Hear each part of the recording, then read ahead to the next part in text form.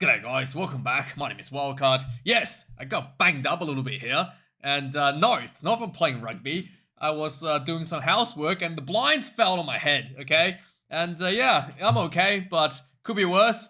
Could be, playing rugby against the England side at Twickenham, I guess.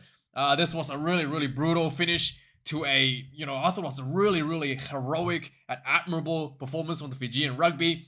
It's interesting because the Fijian rugby has been playing a much more structured style all the way starting from Super Rugby level at the Fijian Endurance side.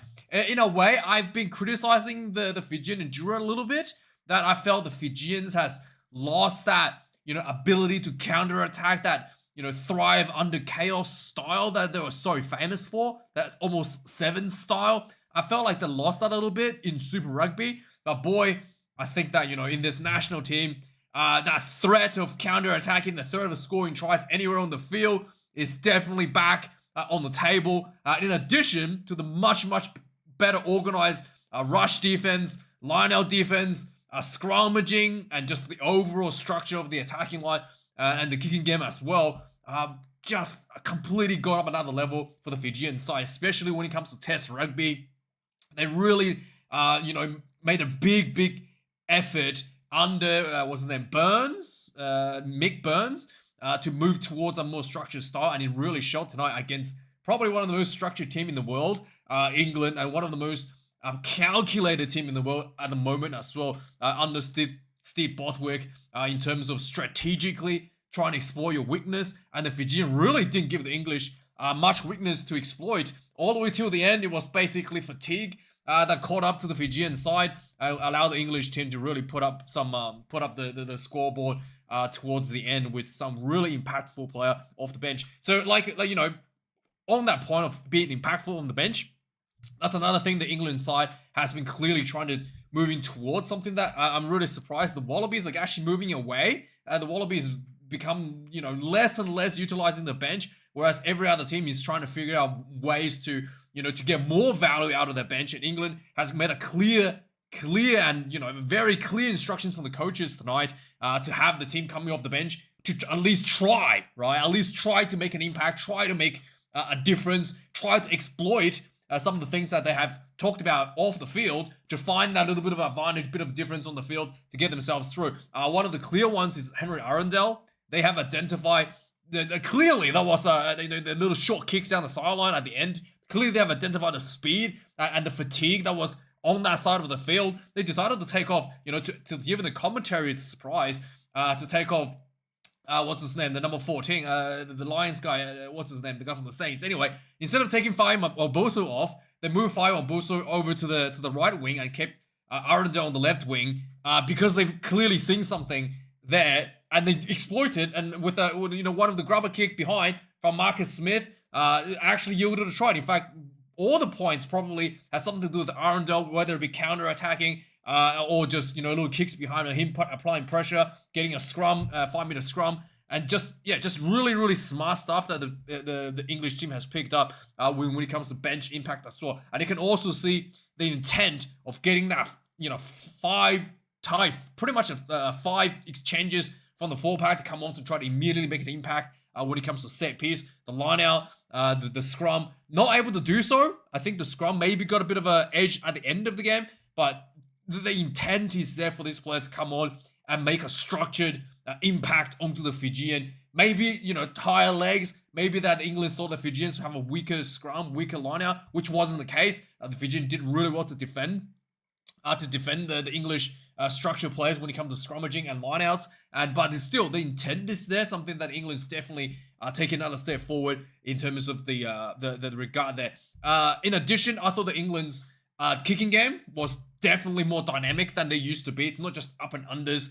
They actually looked at the Fijian side, and whether it's grab a kick down the side to try to exploit the speed down the with Arundel, or even earlier again, it was a bit of a juggle, bit of options between either kicking down to the wingers down the sideline, or like up and under when they're kind of like in the middle of the field and trying to pressure somebody in the backfield. But it's not just it's very it's much more calculated and much more targeted at specific people and specific matchups under the high ball as well. So I thought England did really, really well there in terms of managing the kicking game, not just randomly kick it because they don't want to play, instead of playing, I guess the difference now is that instead of playing the territory under Eddie Jones, right, where they just want to punt the ball down into certain areas of the game, and they were happy to have the ball there, instead of, they'd be happy to give you possession as long as the ball is in the wrong areas, right, than actually holding on to the ball. Whereas the England side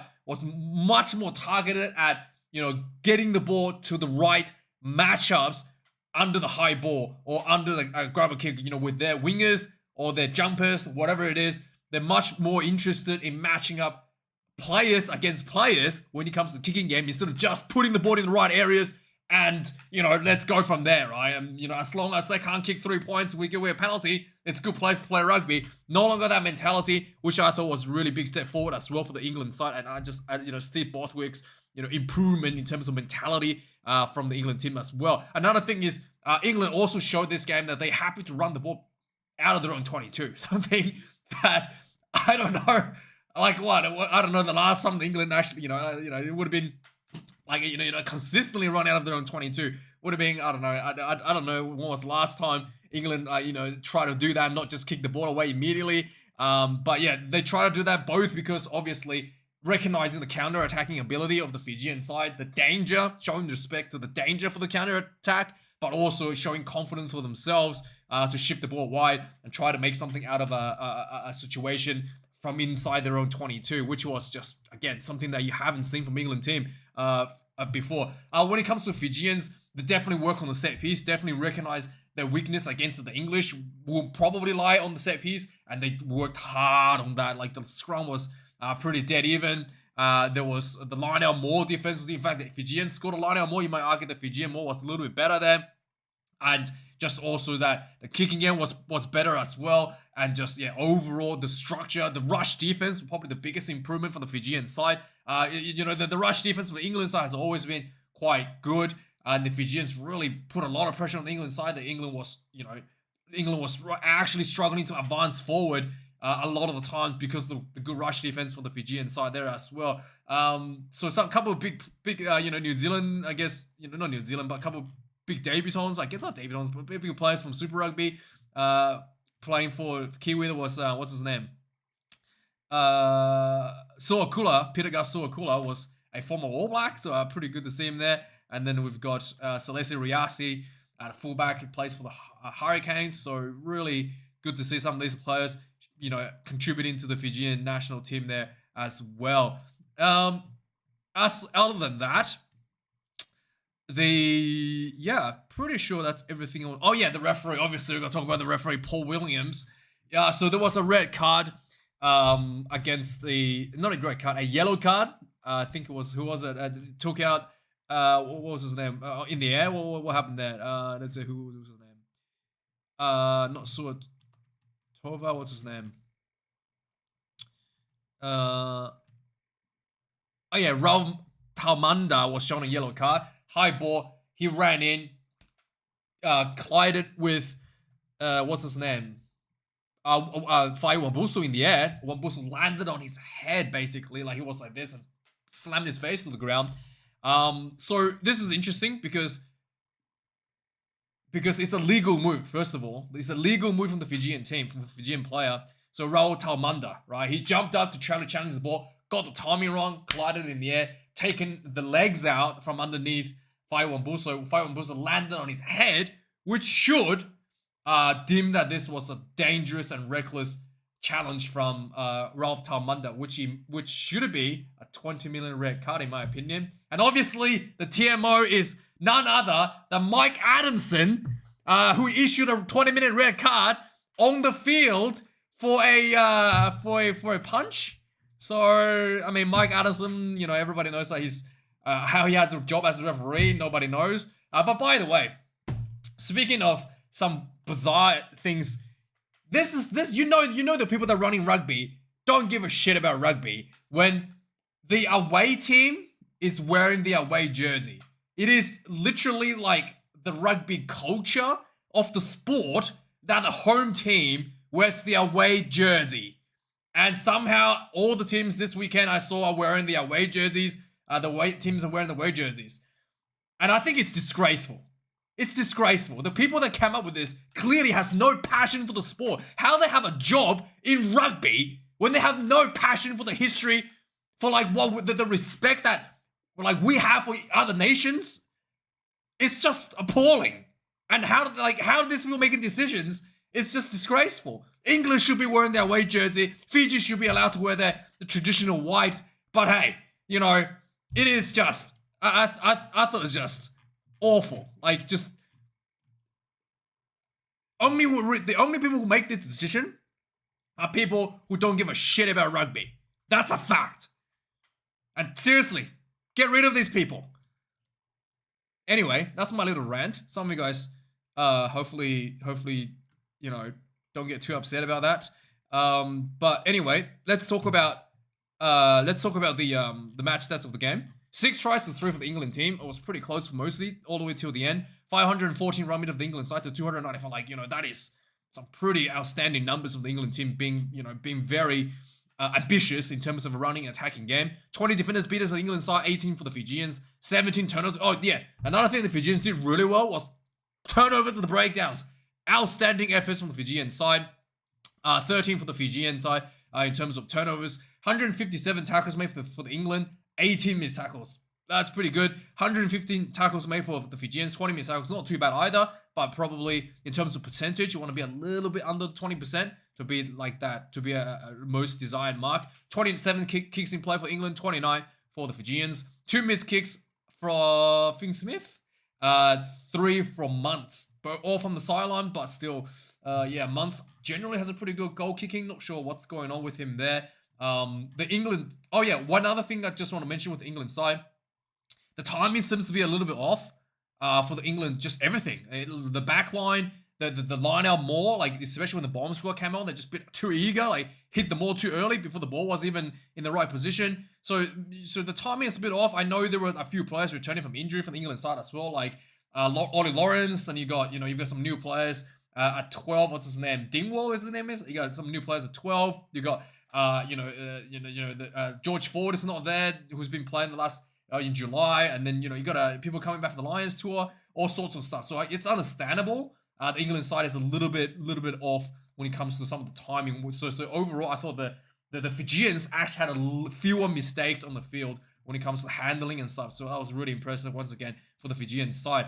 551 kick meters for England. I mean, when was the last time we saw England did fewer kick meters than the opposition? 689. I guess someone's gonna say, oh, literally the kick less than France in Six Nations, but against someone like Fijian, usually it's the other way around. Usually you would expect Fijian in a game like this to kick 300 meters, and England will be like 500 something, or maybe even more, like 800 something. Completely a different game dynamic here in terms of the kicking game. The Fijians were more than happy to play it, and I think they did quite good for the most part of the game in terms of the kicking game. The line out, no loss for the England side, 1 for the Fijian line out loss, and so still pretty good. I mean, the England line out was very, very, had a very high pressure on challenging those jumps. 5 scrums for the England, no loss. 7 for Fijian, 0 loss. There was, I think, 1 scrum penalty to England right at the end, but no really turnovers when it comes to scrummaging. Especially, I thought Genj was going to do a number, but no, he didn't really do that much of an impact. 9 penalties considered for England, 8 for Fijians, so pretty good for both teams, getting under 10. Yellow cards conceded, 2 against the Fijians, 1 for obviously the high challenge from Ravutaumada, and then the other one was from what's his name? That was just repeated penalties, and the referee I thought should have probably given a warning before you shoot that yellow card. But I cannot understand when there's too many penalties given away too quickly. The referee sometimes, I do think they should have given a warning still, instead of immediately giving a yellow card. And I think it was, who was it? Tuisuva. Is it Tuisuva? Anyway, was someone with the 12 got the yellow card for repeat. I thought that was a bit harsh from Paul Williams. But overall, I thought this was overall I thought there was big efforts for both teams and very physical. Cunningham South was outstanding. Just huge physicality, belting people left and right. Probably the most physical player from the England side all night. It's just an outstanding physical rugby game to watch. And surprised me Both teams surprised me in terms of their performance tonight. So let's do a quick recap of the game. 5 minutes in the game, England actually just building, rolling into the 22. Big carries from kind of south. Eventually, there was a quick switch to the blind side, and Cowan-Dickey crashed over. 7 points to nil. 9 minutes in the game, Fijian got a penalty. They went for the line out. They went for the maul, and then just completely ran away with it essentially. And kind of very slipped through for the try. 7 points to 5. Number 23. 23 minutes in the game. There was some nice little offload game from the Fijian side. Kuravoli got the ball, kicked over the top, and then Caleb Muntz followed up, scooped up the ball for the try. 7 points to 10 Fijian. Right back added. 28 minutes into the game, there was a penalty against the English. The Fijian kick another 3. This was someone playing the 9 around the breakdown. 35 minutes in the game, Ravutaumada gets sent off with a yellow card, not a red card. I thought it should be 20-minute red. 37 minutes in the game, England finally strikes back before half-time. They got a penalty, and I thought there was a few times England could have probably scored. Like Dingwall didn't make the pass, just players overrunning the lines and stuff. Not in position a few times. There was a lot of disconnects there, but eventually Finn Smith got the ball, crossfield kick to Faye Wambusu, gets the bounce, go in for try. 14 points to 13. After this one, half-time, 49 minutes in the second half. There was a nice little, there was a loose kick, a little bit of kicking game going on, and the Fijian did a loose kick down the field, and it was counter-attacked. I think it was, what's his name? Anyway, Ollie Lawrence eventually got the ball and ran like 40 meters through a bunch of defenders, got tackled short, a couple pick and goes, didn't quite get through. Eventually, Ellis Genge pick and drive for the try, 21 points to 13. 51 minutes in the game, the Fijian got a penalty. They didn't go for the 3 points. They went for the line out. There was a just beautifully set up play as well. They identified that what's his name, the number 9 from what's his name, Mitchell, is always on the short side and is quite small. So Fijian just faked the maul, popped the ball to Ikanaveri and just ran through it. I mean, Mitchell was completely drawn into the player on the inside anyway, but still they clearly identified that bit of mismatch and got in for the immediate try. Really well done. 21 points to 18. 60 minutes into the game, the England gets themselves another penalty. I think the bomb score was on at this point. They went for the maul a few times before this, couldn't quite get there, but eventually, there was a yellow card before this as well. Tui Silva got sent off. So finally, they had a one-play advantage. England went for the maul, and Jamie George goes in for the try. 26 points to 18. And then there was a 62 minutes. It looked like there was a try for Kuravoli. Rayasi did a nice little offload, and then a couple good passes between the players. Kuravoli ran through. He got tackled short. He kind of bounced on the ground a little bit, and it looked like he shuffled the ball from one hand to the other for the try, but he actually lost the ball while it was bouncing on the ground. So no try there. 68 minutes in the game, Arundel came onto the field. Immediately, they try to exploit his speed and freshness on the field and yield a result. Marcus Smith had a little grab a kick down the side of the field, and then the ball kind of bounced awkwardly, to be fair, for the Fijian players that was there, and they were all kind of expected the ball to sit up, and the ball just bounced in a weird angle, and then Arundel just ran through both of the Fijian players there and got there first and scored the try out of nowhere. 32 points to 18. Finally, 74 minutes in the game. There was a kicking game. There was a kick to Arundel on the sideline. I saw he ran through. It looked like what's his name? There was an intercept. There was some passes infield intercepted, and then it was turned over by Mauro Itoji, who just came onto the field as well. Immediately make an impact. He gets the turnover, and Jamie George takes a quick tap, got close, and then Mauro Itoji followed up with a pick and dive over the ruck for the try. 38 points to 18. And and that's the final score. England put this one away at the end, 31 points to 18, and kept, the Fijians kept the English on the toe for pretty much, I would say 60, 65 minutes of the game. So really, really good effort. Finally, the England was put away at the end. So anyway, let me know your thoughts. Like, comment, and subscribe. And thanks for watching. I'll see you guys. Maybe the Welsh game. I'm going to watch it now, and let's see how that goes. Cheers.